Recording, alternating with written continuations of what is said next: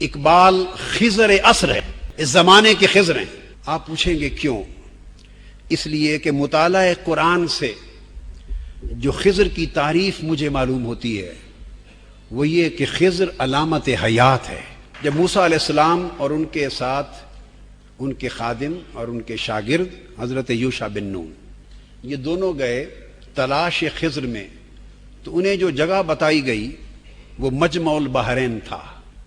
دو باتیں قابل توجہ ہیں جو اقبال کو میرے نزدیک خضر عصر بناتی ہیں۔ جہاں دو دریا آپس میں ملتے تھے وہ جگہ دو دریاؤں کا سنگم تھا، وہاں ملیں گے۔ فوجدا عبدا من عبادنا، مچھلی انہوں نے ساتھ لے لی تھی، بنی ہوئی تلی ہوئی، وہاں تھوڑی دیر رکے، مچھلی زندہ ہو کے سرنگ بنا کے چلی گئی۔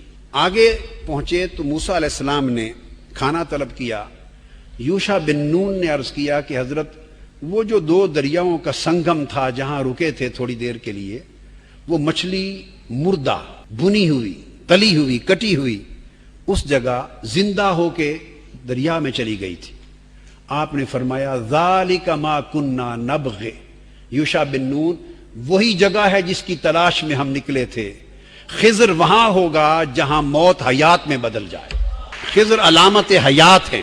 جس خضر وہ تھے جنہوں نے اس آب و ہوا کو یہ سلیقہ اور تاثیر دے دی کہ موت کو حیات سے بدل دیں۔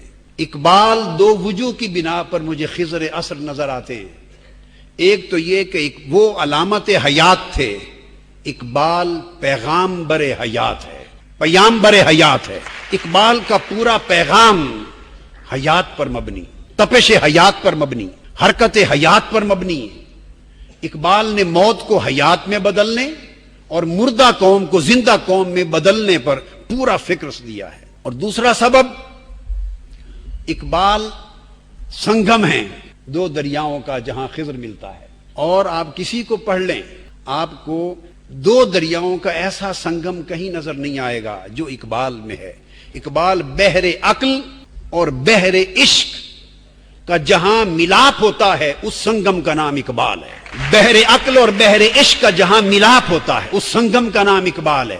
بحر علم اور بحر شوق کا جہاں ملاپ ہوتا ہے اس سنگم کا نام اقبال ہے۔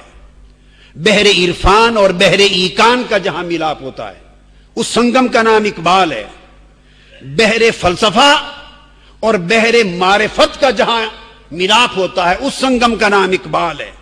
بحر جدت اور بحر قدامت کا جہاں جدید اور قدیم دو دریاؤں کا ملاپ ہوتا ہے اس سنگم کا نام اقبال ہے۔ اور بحر سکون و اطمینان، ایک طرف قلب و روح میں سکون اور اطمینان کی کیفیت ہو، ایک طرف پوری زندگی میں حرکت اضطراب اور انقلاب ہو، تو بحر سکون اور بحر انقلاب کا جہاں ملاپ ہوتا ہے اس عجیب سنگم کا نام اقبال ہے۔ اور اسی طرح مشرق اور مغرب کا جہاں ملاپ ہوتا ہے اس ایک حسین سنگم کا نام اقبال ہے۔